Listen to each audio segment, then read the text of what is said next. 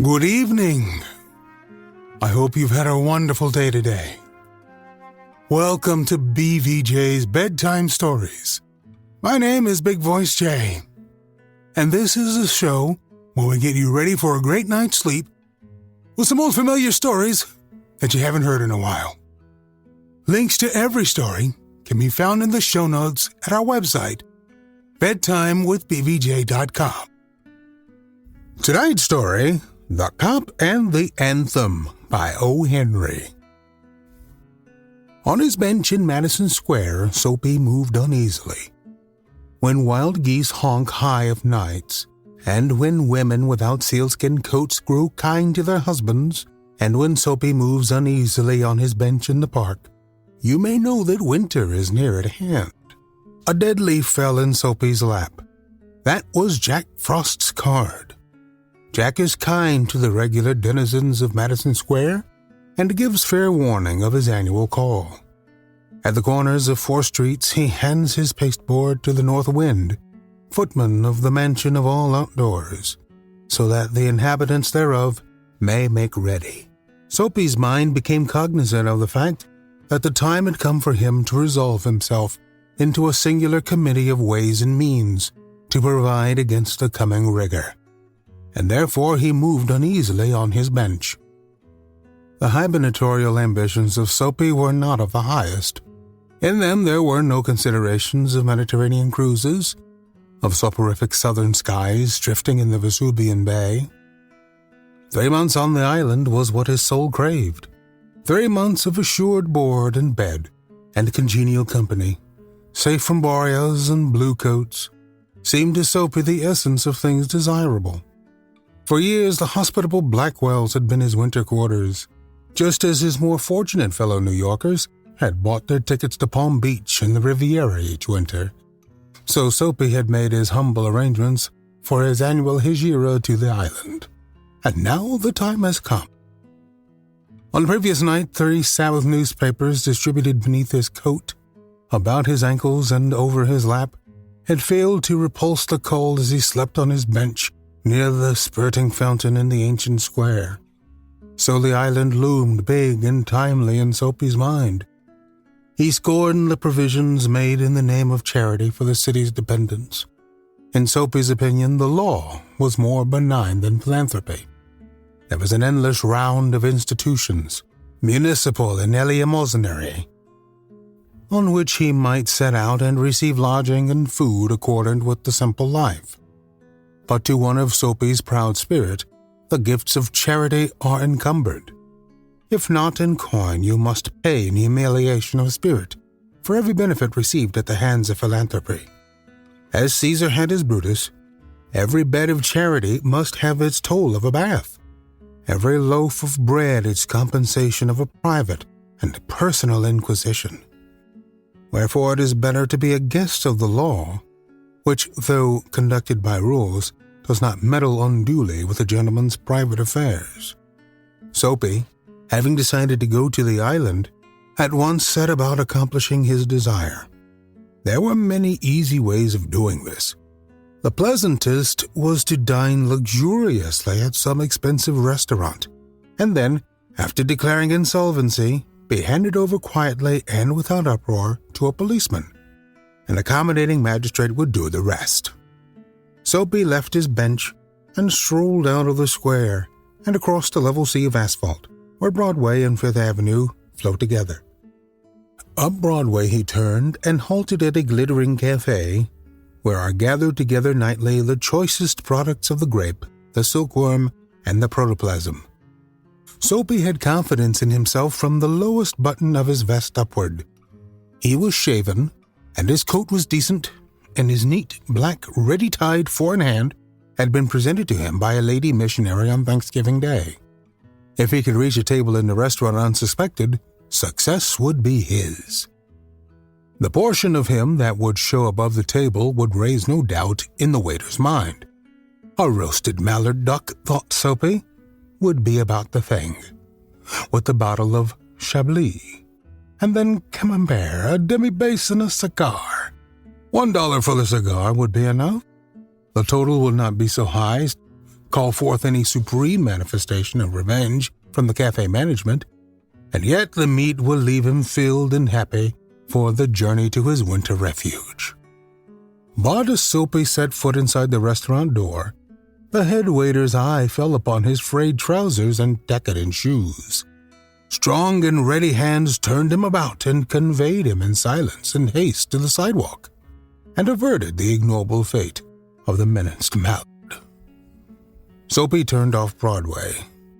It seemed that his route to the coveted island was not to be an Epicurean one.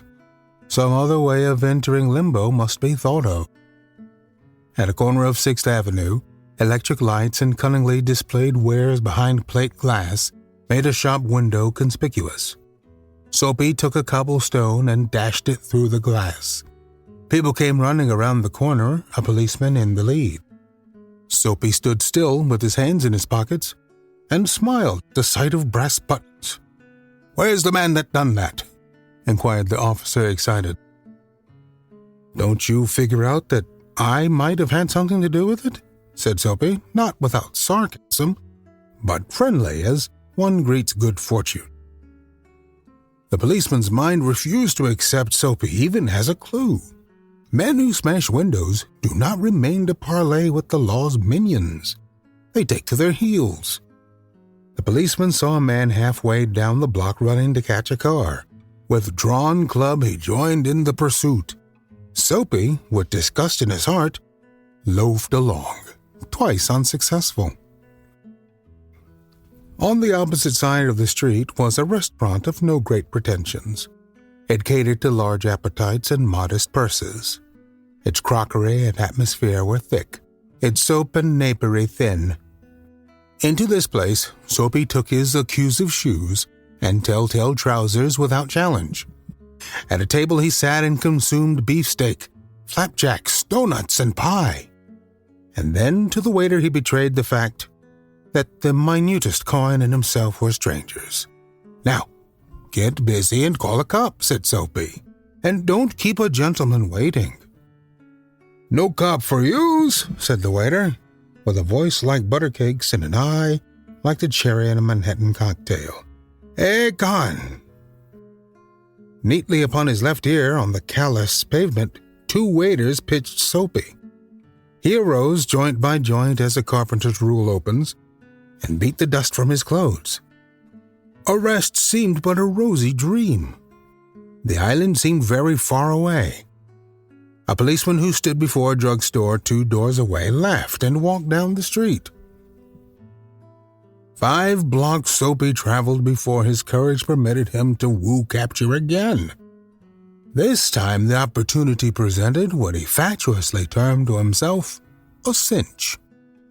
A young woman of a modest and pleasing guise was standing before a show window, gazing with sprightly interest at its display of shaving mugs and inkstands, and 2 yards from the window a large policeman of severe demeanor leaned against a water plug. It was Soapy's design to assume the role of the despicable and execrated masher. The elegant and refined appearance of the victim and the contiguity of the conscientious cop encouraged him to believe that he would soon feel the pleasant official clutch upon his arm that would ensure his winter quarters on the right tight little aisle. Soapy straightened the lady missionary's ready-made tie, dragged his shrinking cuffs into the open, set his hat at a killing cant, and sidled toward the young woman. He made eyes at her, was taken with sudden coughs and hems, smiled, smirked, and went brazenly through the impudent and contemptible litany of the masher. With half an eye, Soapy saw that the policeman was watching him fixedly. The young woman moved away a few steps and again bestowed her absorbed attention upon the shaving mugs.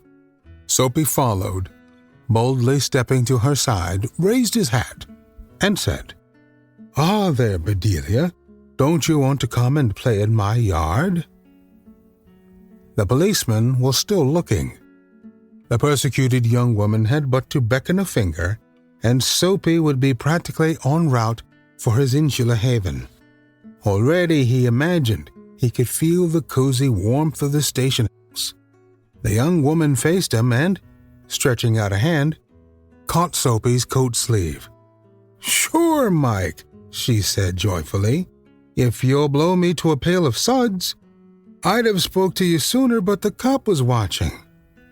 With the young woman playing the clinging ivy to his oak, Soapy walked past the policeman overcome with gloom. He seemed doomed to liberty. At the next corner, he shook off his companion and ran. He halted in the district where by night are found the lightest streets, hearts, vows, and librettos. Women in furs and men in greatcoats moved gaily in the wintry air. A sudden fear seized Soapy that some dreadful enchantment had rendered him immune to arrest. The thought brought a little of panic upon it, and when he came upon another policeman lounging grandly in front of a transplendent theater, he caught at the immediate straw of disorderly conduct. On the sidewalk, Soapy began to yell drunken gibberish at the top of his harsh voice. He danced, howled, raved, and otherwise disturbed the welcome. The policeman twirled his club, turned his back to Soapy, and remarked to a citizen, "'Tis one of them Yale lads, celebrating the goose egg they gave to the Hartford College. Noisy but no harm. We've instructions to leave them be." Disconsolate, Soapy ceased his unavailing racket. Would never a policeman lay hands on him? In his fancy, the island seemed an unattainable arcade. He buttoned his thin coat against the chilling wind. In a cigar store, he saw a well-dressed man lighting a cigar at a swinging light. His silk umbrella he had set by the door on entering. Soapy stepped inside, secured the umbrella, and sauntered off with it slowly. The man at the cigar light followed hastily. "My umbrella," he said sternly. "Oh, is it?" sneered Soapy, adding insult to petty larceny. "Well, why don't you call a policeman? I took it." "Your umbrella? Why don't you call a cop? There stands one on the corner." The umbrella owner slowed his steps. Soapy did likewise, with a presentiment that luck would again run against him. The policeman looked at the two curiously. "Of course," said the umbrella man. "That is, well, you know these mistakes occur if it's your umbrella. I hope you'll excuse me. I picked it up this morning in a restaurant. If you recognize it as yours, why, I hope you'll—" "Of course it's mine," said Soapy viciously. The ex-umbrella man retreated.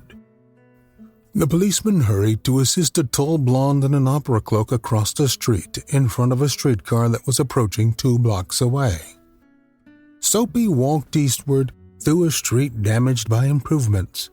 He hurled the umbrella wrathfully into an excavation. He muttered against the men who wear helmets and carry clubs. Because he wanted to fall into their clutches, they seemed to regard him as a king who could do no wrong. At length, Soapy reached one of the avenues to the east, where the glitter and turmoil was but faint. He set his face down this toward Madison Square, for the homing instinct survives, even when the home is a park bench. But on an unusually quiet corner, Soapy came to a standstill. Here was an old church, quaint and rambling and gabled. Through one violet-stained window, a soft light glowed, where, no doubt, the organist loitered over the keys, making sure of his mastery of the coming Sabbath anthem. For there drifted out to Soapy's ears sweet music that caught and held him transfixed against the convolutions of the iron fence. The moon was above, lustrous and serene. Vehicles and pedestrians were few. Sparrows twittered sleepily in the eaves. For a little while the scene might have been a country churchyard. Anthem that the organist played cemented Soapy to the iron fence, for he had known it well in the days when his life contained such things as mothers and roses and ambitions and friends and immaculate thoughts and colors. The conjunction of Soapy's receptive state of mind and the influences about the old church wrought a sudden and wonderful change in his soul. He viewed with swift horror the pit into which he had tumbled, the degraded days, unworthy desires, dead hopes, wrecked faculties, and base motives that made up his existence. And also in a moment his heart responded thrillingly to this novel mood. An instantaneous and strong impulse moved him to battle with his desperate fate. He would pull himself out of the mire. He would make a man of himself again. He would conquer the evil that had taken possession of him. There was time. He was comparatively young yet. He would resurrect his old eager ambitions and pursue them without faltering. Those solemn but sweet organ notes had set up a revolution in him. Tomorrow he would go into the roaring downtown district and find work. A fur importer had once offered him a place as a driver. He would find him tomorrow and ask for the position. He would be somebody in the world. He would. Soapy felt a hand laid on his arm. He looked quickly into the broad face of a policeman. "What are you doing here?" asked the officer. "Nothing," said Soapy. "Then come along," said the policeman. 3 months on the island, said the magistrate in the police court the next morning. There's an old saying in Hollywood that you're such a nobody that you can't even get arrested. Well, Soapy had feeling on this particular day. And in the most irony of ironies, when he starts making all of his plans for self-improvement and to pull himself up and to generally improve his life and make things better for him and his friends, that's when the cop comes along and takes him to jail. Let's hope things aren't so dire for you as they are for Soapy, where jail is the only refuge you may have. There are loads of different resources out there for you to seek help. The choice is yours and yours alone. Only you can get the help you need. I want to remind you that you can send me stories to read. Please email me, bigvoicej@gmail.com. Also, you can leave us a review on iTunes. Helps to spread the word about our little show. Thank you so much for listening. Good night. Diamond Club hopes you have enjoyed this program.